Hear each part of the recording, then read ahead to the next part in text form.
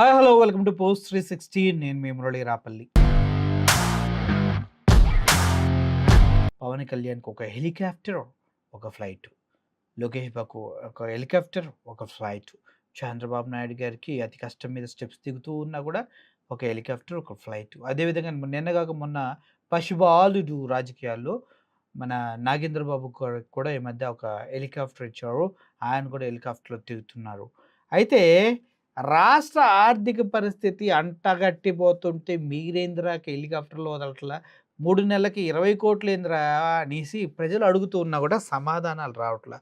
అరే 2,30,000,00,000 అప్పులు చేసావు. హెలికాప్టర్‌లో, ఫ్లైట్‌లో తిరగక కింద తిరగమంటారా ఏంటి? పైగా లోకేష్ గారు గత ఎలక్షన్‌లో మేమిచ్చిన పథకాలు గనక సూపర్ సిక్స్‌లు మీకు అందకపోతే కాలర పట్టుకోమని అడిగాడు. ఇప్పుడు ఎవడు కాలర పట్టుకుంటాడో తెలియక ఫ్లైట్‌లు, హెలికాప్టర్‌లో తిరుగుతూ ఉన్నారనేది బయట నడుస్తున్నటువంటి టాపిక్. అయితే లోటు పోటెత్తుతున్న మనోళ్ళు మాత్రం పోటుగాల్లాగా విమానాలు దిగట్ల.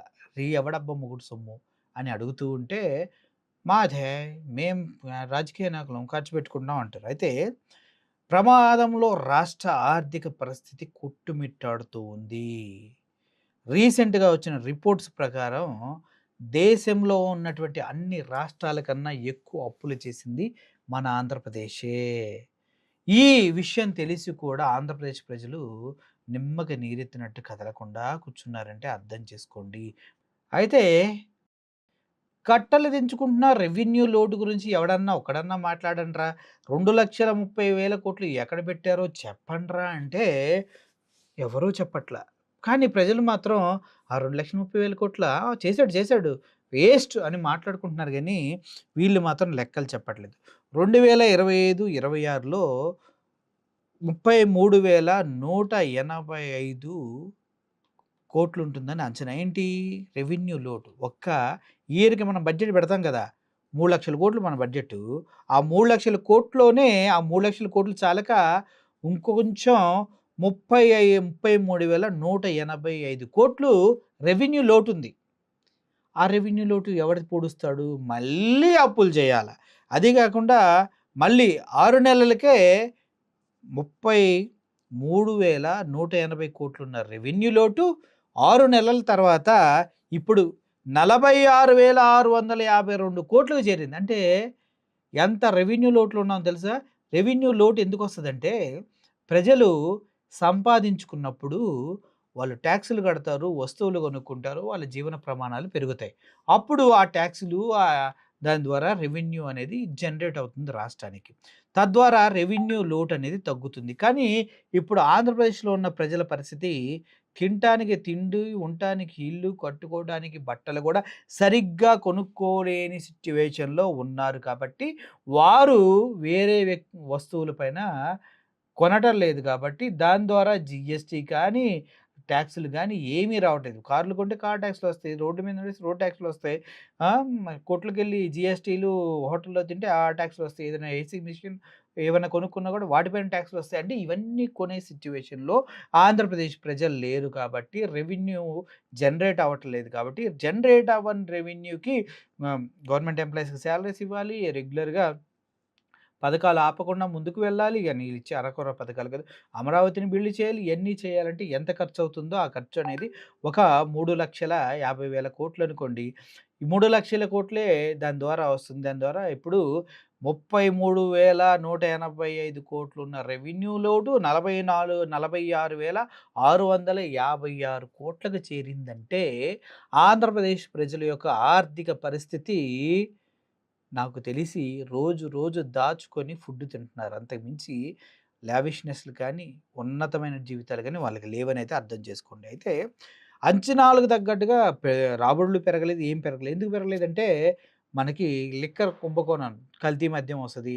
దగ్గర దగ్గర 5,000,00,00,000 600 కల్తీ మద్యం అమ్మారు. అది పర్సనల్ పాకెట్‌లోకెళ్తది. అది గవర్నమెంట్‌కి రాదు. అలాగే ఆహ్, బెల్ట్ షాపుల్లోకెళ్తది మద్యం. బెల్ట్ షాపులు కూడా పర్సనల్‌గా వాళ్ళు పెంచుకు అమ్ముకుంటారు కానీ వీళ్ళకి రాదు. తద్వారా గవర్నమెంట్‌కి లాభాలు రావు. కేవలం టీడీపీ పార్టీలో ఎవరైతే ఉంటారో, వాళ్ళు బెల్ట్ షాపులు ఎవరైతే పెట్టుకుంటారో వాళ్ళకే. ఇసుక అక్రమ రవాణా. గవర్నమెంట్‌కి డబ్బులు రాట్లా. సో, అదొక లోటు. ఇలా చూసుకుంటూ పోతే గ్రావెల్ కానీ, ఇసుక కానీ ప్రతి ఒక్కటి అక్రమ రవాణా. ఉన్న స్థలాల్ని తక్కువ ధరకి ఇచ్చేస్తూ ఉన్నారు. అవన్నా కరెక్ట్‌గా రేట్లుకి అమ్ముకుంటే ఈ ఉర్సా క్లస్టర్‌కి ఇచ్చిన భూమి దగ్గర దగ్గర 3,000 కోట్లు. అదేవిధంగా టాటా వాళ్ళకిచ్చిన భూమి దగ్గర దగ్గర 10,000 కోట్లు. ఇప్పుడు డేటా సెంటర్‌కి ఇస్తున్న భూమి అయితే చెప్పలేము, లక్షల కోట్లలో ఉంది. ఆ తర్వాత లూలు మాల్‌కి ఇచ్చారు విజయవాడలో 400 కోట్లు. అదేవిధంగా వైజాగ్‌లో ఇచ్చారు లూలు మాల్‌కి, అదొక 2,000 కోట్లు. ఇలా పెట్టుకుంటూ పోతే ఈ లోటంతా కూడా మన బడ్జెట్ మీద పడుతుందనమాట. ఇది కనీసం గమనించని ఈ రాజకీయ నాయకులు ఫ్లైట్ దిగట్ల, హెలికాప్టర్ దిగట్ల. హెలికాప్టర్, ఫ్లైట్‌లో మీరు దిక్కోండి, ఏమైనా చేసుకోండి. పైగా ఒక దరిద్రమైన స్టేట్మెంట్లు ఇస్తారు చూడండి. ఏమని? జగన్మోహన్ రెడ్డి గారు వాళ్ళ భార్యతో తిరుమల టెంపుల్‌కి రావట్లేదు, ఆయనే ముఖ్యమంత్రి. ఒరేయ్! ఒక ముఖ్యమంత్రి అంటే భార్యని తీసుకొని టెంపుల్‌కి వచ్చేవాడు కాదు. ఒక ప్రదేశంలో కూర్చొని రాష్ట్రానికి ఏం కావాలో ఇచ్చే వ్యక్తి. ఆయన టెంపుల్‌కెళ్తే ఎందుకు? మసీదుకెళ్తే ఎందుకు? లేదంటే ఇంకో దగ్గరికెళ్తే నీకెందుకు? నీకు ప్రజలకేం కావాలి? సంక్షేమం కావాలి. జగన్మోహన్ రెడ్డి గారు అధికారంలో ఉన్నటువంటి ఇటువంటి పరిస్థితులు లేవే. జీడీపీ పెరిగింది, జీఎస్టీ పెరిగింది, అన్నీ పెరిగినాయి. ప్రజల జీవన ప్రమాణాలు పెరిగినాయి. స్కూళ్ళు మారినాయి, కాలేజెస్ మారినాయి. అమ్మఒడి అంటూ ఒక మెనూ అనేది రెడీ అయింది.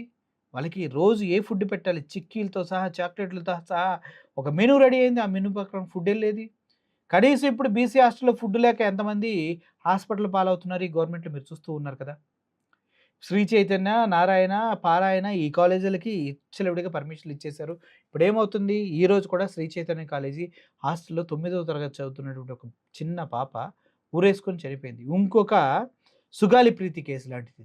వాళ్ళ తల్లిదండ్రులు చెప్తూ ఉన్నారు, తాడుతో ఊరేసినట్టుంది, చున్నీతో కాదు అని. ఆ చిన్న పాపని ఊరేసి చంపేశారు. ఇప్పుడు సుగాలి ప్రీతి కేసు లాగానే ఈ కేసు కూడా. ఇలా ఎన్నో కేసులు. నారాయణ మొన్న కాలేజీ నుంచి ఎవరో పైనుంచి దూకి చనిపోయారు. ఇలా చాలామంది చనిపోతూ ఉన్నారు. ప్రైవేట్ కాలేజీల్లో ఒత్తిడి తట్టుకోలేక, ఫీజులు కట్టలేక, ఇటువంటి దరిద్రమైనటువంటి వ్యవస్థను నడుపుతూ ఉన్నాం మనం. చివరికి ఆరోగ్యాన్ని అందరికి అందించే ఆరోగ్యశ్రీని కూడా డబ్బులు కట్టకుండా ఆరోగ్యశ్రీని కూడా నిర్వీర్యం చేసి పడేశాం. అంతకు మించి దరిద్రం ఏంటంటే, ఆ రైతులకు కట్టాల్సిన సబ్సిడీ ఏదైతే ఉందో, రైతులకు కట్టాల్సిన ఇన్సూరెన్స్ అమౌంట్ ఉందో అది కూడా కట్టలేదు. ఇప్పుడు రైతులు మొన్న మోదా తుఫాన్‌కి ఎంతోమంది లాస్ అయిపోయారు. వాళ్ళంతా గగ్గోలు పెట్టి ఏడుస్తున్నా వీళ్ళు దాన్ని ఇన్సూరెన్స్ క్లెయిమ్ చేయలేని సిచ్యువేషన్ ఉంది రాష్ట్ర ప్రభుత్వానిది. ఒక్కరికంటే ఒక్కరు కూడా ఆదుకునే సిచ్యువేషన్ లేదు. ఈ టైంలో మీరు ఫ్లైట్‌లేసుకొని తిరిగి గన్నులతో కాల్చి ఏంది సార్ ఇది? సిగ్గుండాల మనిషికి. అరే తినటానికి తిండి లేదురా అంటే ఎర్ర చందనం కథలు చెప్తారేంటి? తినటానికి తిండి లేదురా అంటే నేను బీహార్ ఎళ్లి ఎలక్షన్‌లో ప్రచారం చేస్తా. లోకేష్ బీహార్ ఎళ్లి ఎలక్షన్‌లో ప్రచారం చేస్తే అక్కడ కూడా జగన్మోహన్ రెడ్డి ఇలాగే ఉండేవాడు. మీరు బీజేపీకి ఓటేయకపోతే పాడైపోతారు ఆ! అని చెప్తూ ఉన్నాడు. సిగ్గుండాలి అక్కడ కూడా ఎళ్లి జగన్మోహన్ రెడ్డి జపం చేయడానికి. సో, ఓవరాల్‌గా ఒక ముఖ్యమంత్రిగా చంద్రబాబు నాయుడు గారు ఎన్ని విధాలు ఫెయిల్ అయ్యారో ఒకసారి మీరే ఆలోచించండి. ముఖ్యంగా సుగాలి ప్రీతి దగ్గర నుంచి, వాలంటీర్స్ దగ్గర నుంచి మొన్న మొన్న జరిగినటువంటి హత్యలన్నిటికి కూడా సొంత పార్టీ వాళ్ళ హత్యలన్నీ కూడా కారణం ఎవరు?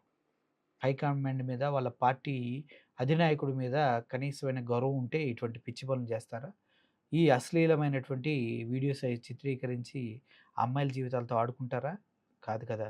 మొత్తానికి ఇప్పుడున్న వాళ్ళు ఆ స్టైల్ మీద పెట్టినటువంటి కాన్సంట్రేషన్, ఆ లావిష్‌నెస్ ఒక ముఖ్యమంత్రి అంటే ఈ రేంజ్‌లో ఉండాలని హెలికాప్టర్‌లు, ఫ్లైట్‌లు చేసినంత హంగామా పరిపాలనలో జీరో అని మాత్రం చెప్తూ ఉన్నారు చాలామంది. ఇది కాగిచ్చిన రిపోర్టు.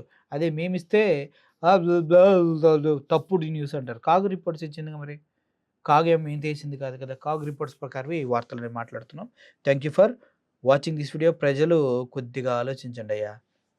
2,30,000 కోట్లు in the span of 18 months. సంవత్సరంన్నరలో. పండగ చేసుకోండి. మీరే కట్టాలి. మీరే కట్టాలి.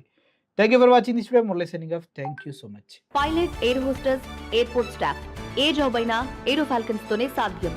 కోర్స్ చేయండి, జాబ్ కొట్టండి. Contact now.